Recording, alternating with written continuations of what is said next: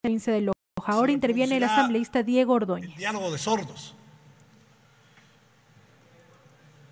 Y es porque, señora presidenta, la ministra de Agricultura, que no es la artífice de la política agropecuaria, sino la ejecutora de la política agropecuaria, inscribe su gestión en la gestión que realiza el presidente Lasso a partir de un plan de gobierno.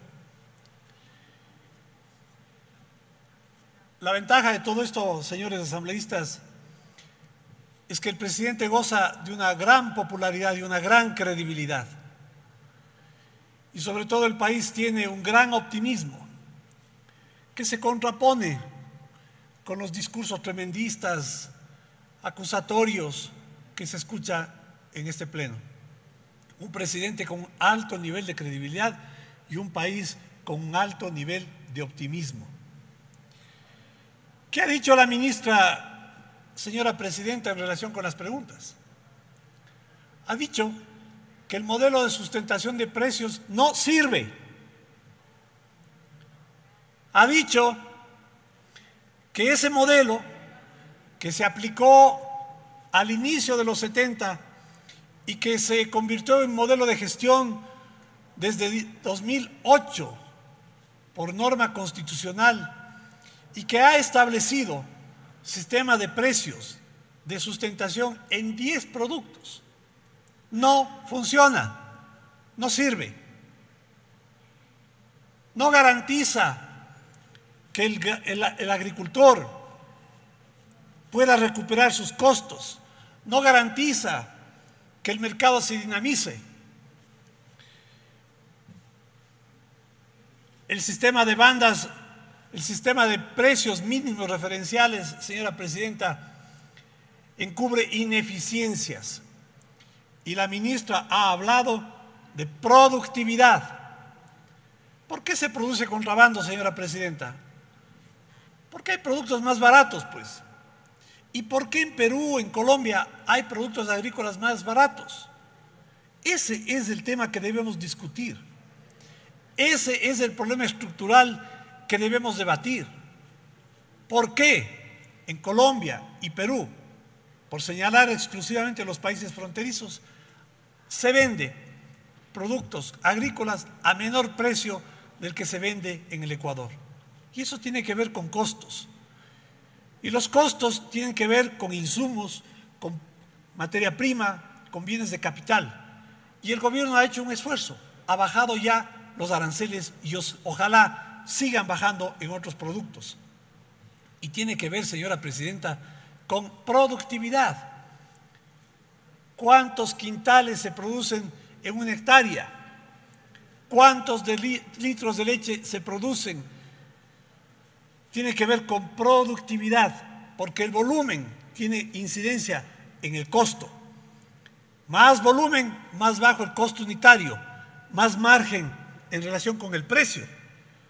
Cuando uno produce algo, señora presidenta, no va pues a que un burócrata le diga a qué precio puede vender.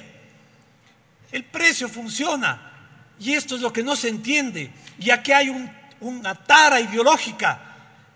Pretender que los precios se fijen por decreto, pretender que el mercado se regula por decisión de la burocracia, por decisión de un político. Toda la evidencia académica, señora presidenta, muestra que los precios políticos no sirven porque no hay manera de intervenir en la dinámica de la oferta y la demanda. Y ese es el tema central.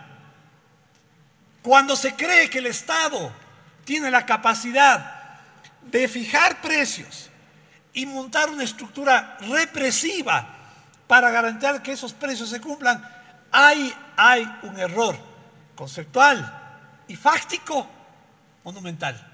Y de ahí deriva la exigencia de que los gobiernos cumplan con las tablas de precios de sustentación.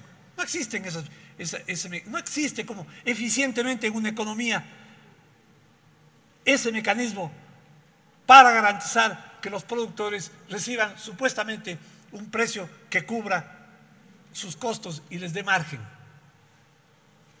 Entonces, señora presidenta, hablamos de un modelo diferente. Y la ministra ha expresado aquí ese modelo diferente. El presidente de la República, en una entrevista hace unos días, decía: yo no he venido, dice el presidente, a hacer las cosas de la misma manera. Y precios de sustentación para el sector agrícola es hacer las cosas como se han hecho en los últimos 50 años. Y el discurso sigue siendo el mismo, que no se respetan los precios, y el reclamo de los agricultores de que no se respetan los precios. Deberíamos aprender un poco, ya no solamente del análisis académico, sino de los hechos, de la verdad. La mejor política agropecuaria, señora presidenta, será no repetir la política agropecuaria del pasado. No hay forma eficiente de que el Estado intervenga en el mercado. Y este es el tema de fondo que se discute, no a partir de lo que la ministra dice, porque si los asambleístas hubieran escuchado lo que la ministra dijo y no tendrían prescritos sus discursos para leerlos aquí, sabrían que el debate es sobre esto. Porque la mayoría han repetido el discurso para las cámaras exigiendo que el Estado, que el gobierno cumpla ese mecanismo, y la ministra ha dicho que ese mecanismo no funciona. Y esa va a ser la política agropecuaria del gobierno. Garantizar, sí, que los productores tengan insumos, materias primas, bienes de capital con bajos aranceles. Eliminar tramitología y sí, crear mecanismos de financiamiento que les permitan tener crédito barato de largo plazo, de manera que no tengan la preocupación de que aquellos que tienen ciclo corto en producción de cumplir con el crédito, sino que lo puedan extender en largo plazo.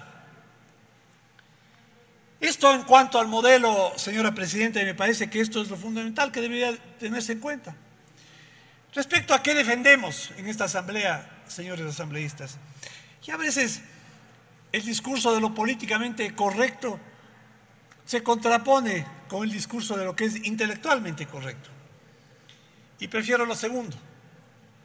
Porque a mí me sorprende, señora presidenta, cómo aquí varios asambleístas se levantan y confiesan que hablan a nombre de intereses particulares. En esta asamblea, señora presidenta, no venimos a defender intereses particulares. Yo escucho a muchísimos asambleístas decir: yo soy agricultor y me debo a ese sector. Esto es un error, señores asambleístas. Porque nosotros no legislamos, ni tenemos que ver parcialmente en favor de nuestros intereses, por más legítimos que creamos que sean. Tenemos que pensar en el conjunto de la sociedad y de lo que conviene al conjunto de la sociedad. Y no venir aquí a hacer una confesión de que defienden intereses particulares. Yo soy agricultor, soy ganadero, han dicho, y defiendo esos intereses aquí en la asamblea. Y luego aplausos, que es lo que más sorprende. Nosotros, señora presidenta, defendemos el interés de los consumidores y del pueblo. El pueblo consumidor que tiene el derecho de tener acceso a productos de buena calidad y a bajo precio, o a precio competitivo.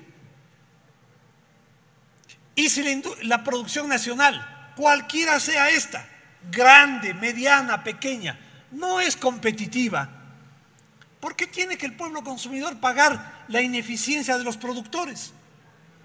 Yo durante muchísimos años, señores asambleístas, estuve en la actividad industrial, en una actividad de alta sensibilidad. Tiene un minuto, señor asambleísta. Una actividad sensible a la competencia, como la textil. Y en esa industria no estábamos exigiendo pues que nos garanticen un precio mínimo.